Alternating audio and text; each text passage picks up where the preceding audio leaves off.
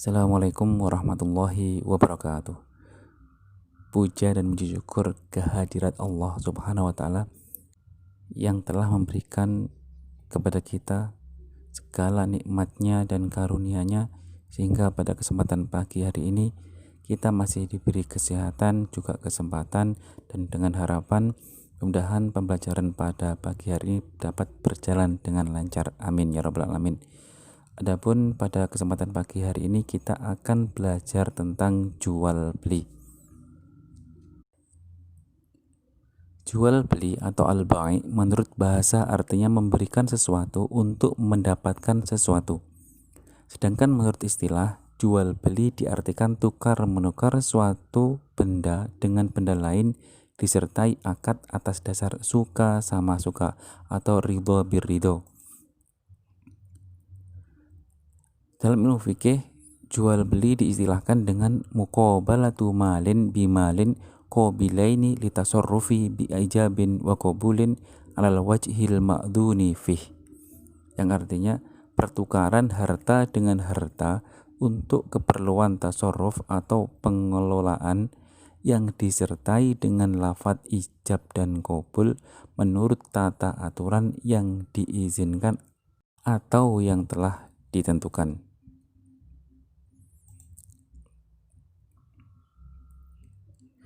Adapun dalil yang menjadi dasar jual beli yaitu pada surat Al-Baqarah ayat 275, wa ahallallahu al-bai'a wa harrama riba, yang artinya dan Allah telah menghalalkan jual beli dan mengharamkan riba.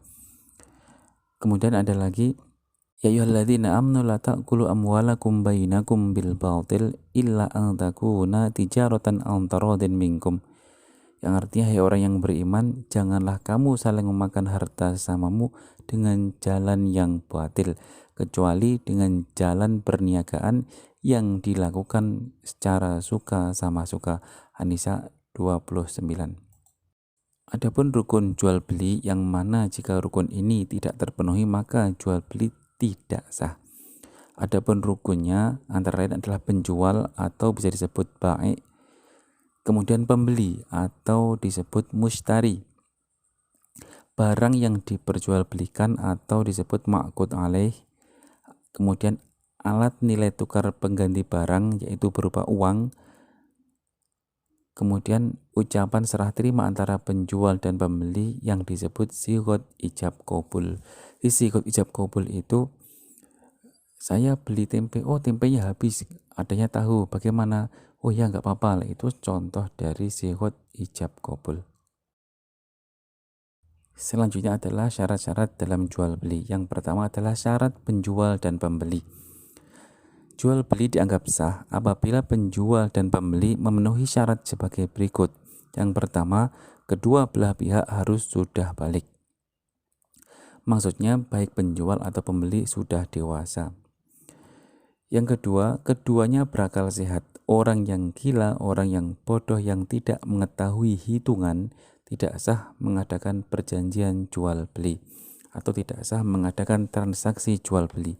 Adapun jual beli yang dilakukan anak kecil, katakanlah ada usia TK, akan tapi dia mengetahui ini uang 1.000, ini uang 2.000, dia bisa memindahkan uang, terus juga tahu jika 10.000 dikurangi 7.000 itu berapa.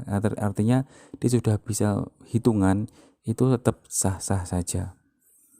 Terus yang ketiga adalah bukan untuk pemborosan, atau orang tersebut tidak suka memubazirkan barang, atau barangnya itu tidak untuk dimubazirkan. Terus yang terakhir bukan paksaan, yakni atas kehendak sendiri. Adapun syarat barang yang diperjualbelikan antara lain suci, yaitu barang yang tidak suci atau barang najis seperti khomer, babi, bangkai kotoran, dan sejenisnya tidak sah untuk diperjualbelikan dan hukumnya adalah haram. Yang kedua, bermanfaat. Yang ketiga, milik sendiri, jadi tidak boleh dong barang curian kemudian dijual. Nah, itu kan belum jelas kepemilikannya. Terus yang keempat, barang yang dijual dapat diserahkan. Oleh karena itu tidak sah jual beli ayam yang belum ditangkap atau jual beli barang merpati yang masih keliaran atau jual ikan yang masih di sungai, itu tidak boleh ya. Atau jual ikan laut tapi mancing sendiri, nah itu tidak bisa. Dan yang terakhir, jelas dan dapat dilihat atau diketahui oleh kedua belah pihak. Selanjutnya, macam-macam jual beli. Yang pertama, jual beli sah. Jual beli dikatakan sah jika telah memenuhi syarat dan rukun yang ada pada jual beli yang tersebut di atas. Jual beli tidak sah atau fasidah. Jual beli tidak sah jika tidak memenuhi syarat dan rukun yang ada pada jual beli, antara lain sebagai berikut. Yang pertama, jual beli tidak sah sebab ahliyah atau sebab penjual dan pembeli sendiri, dikarenakan pembelinya atau penjualnya atau mereka kedua-duanya itu sama-sama gila, atau salah satunya gila, atau kehilangan akal, atau belum tahu hitungan. Nah, itu bisa tidak sah. Dan yang kedua adalah jual beli tidak sah sebab akad atau sebab sigot ijab kabulnya. Jadi beli pentolnya itu seharga 2.000 tapi ngambil sendiri seharga 5.000 lah, itu akad dan ngambilnya kan itu beda, jadi itu menyebabkan tidak sah. Yang ketiga, jual beli tidak sah sebab ma'qud alaih atau objek transaksi. Mungkin dikarenakan barangnya itu belum ada di tangan, atau jual beli barang yang haram, atau jual beli barang yang gharar. Gharar itu maksudnya adalah mengandung tipuan atau ada unsur-unsur penipuan. Ini banyak sekali macamnya, bisa dilihat di LKS pada halaman 38. Dan yang selanjutnya ada jual beli sah tapi terlarang. Antara lain jual beli pada saat khutbah dan sholat Jumat. Hal ini sesuai firman Allah, ya ayyuhalladzina amanu idza nudiya lis-sholati min yaumil jumu'ati fas'au ila dzikrillahi wa dzarul bai' dzalikum khairul lakum in kuntum ta'lamun. Yang artinya, hai orang yang beriman, apabila diserukan untuk menunaikan sholat, maka bersegeralah kamu untuk mengingat Allah dan tinggalkanlah jual beli. Yang demikian itu lebih baik bagimu jika kamu mengetahui. Al-Jumu'ah ayat 9. Kemudian jual beli dengan cara menghadang di jalan sebelum sampai pasar. Maksudnya penjual tidak mengetahui harga pasar yang sebenarnya sehingga akan menjual yang jauh lebih murah dari harga pasar, dan barang akan dibeli oleh pembeli dengan harga yang serendah-rendahnya. Kemudian jual beli dengan niat menimbun barang. Seperti saat ini kan tabung LPG itu kan langka ya. Jadi mungkin ada oknum tertentu yang sengaja membeli kemudian ditimbun. Hal ini tidak boleh ya, dilarang. Kemudian jual beli dengan cara mengurangi ukuran dan timbangan. Nah, biasanya dinas perdagangan itu akan keliling pasar untuk mengecek timbangan. Kadang-kadang ada penjual yang curang, jadi dia menambahkan beban pada timbangannya sehingga akan merusak jumlah timbangan tersebut. Kemudian jual beli dengan cara mengecoh, maksudnya mengandung unsur penipuan dan menzolimi pembeli sehingga sangat dilarang agama.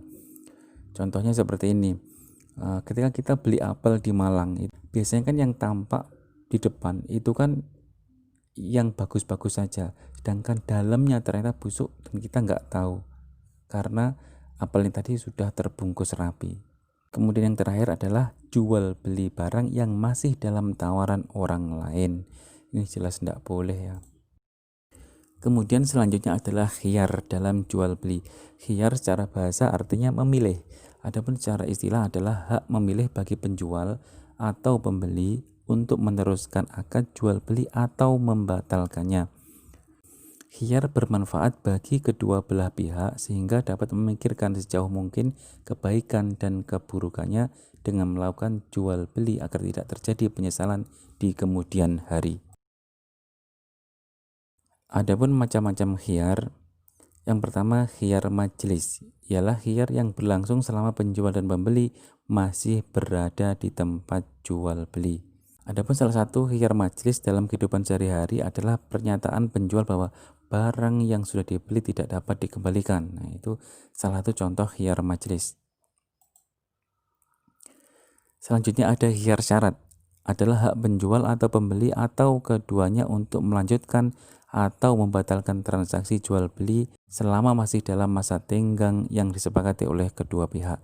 Contoh khiyar syarat dalam kehidupan sehari adalah pembeli berkata, saya membeli radio ini jika anak saya suka, tapi jika anak saya tidak suka, maka jual beli ini dibatalkan. Kemudian penjual menjawab, ya, saya setuju. Nah, itu udah sah berarti. Kemudian ada khiyar aibi atau cacat. Khiyar ini maksudnya adalah bahwa pembeli mempunyai hak pilih untuk membatalkan akad jual beli atau meneruskannya karena terdapat cacat pada barang yang dibelinya.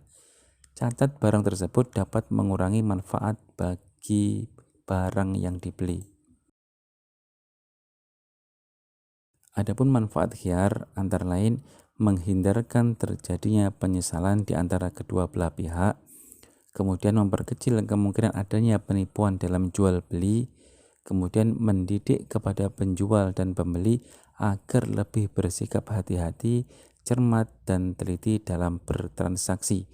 Kemudian yang terakhir, menumbuhkan sikap toleransi antara kedua belah pihak. Mungkin ini aja yang dapat kami sampaikan. Ada salah dan kurangnya mohon maaf. Dan untuk materi pekan depan adalah kirot. Untuk itu saya harap kepada anakku semuanya untuk membaca terlebih dahulu tentang kirot. Dan mari kita akhiri pembelajaran pada pagi hari dengan membaca Alhamdulillahirrabbilalamin. Subhanakallahumma bihamdika asyhadu an la ilaha illa anta astaghfiruka wa atubu ilaik. Assalamualaikum warahmatullahi wabarakatuh.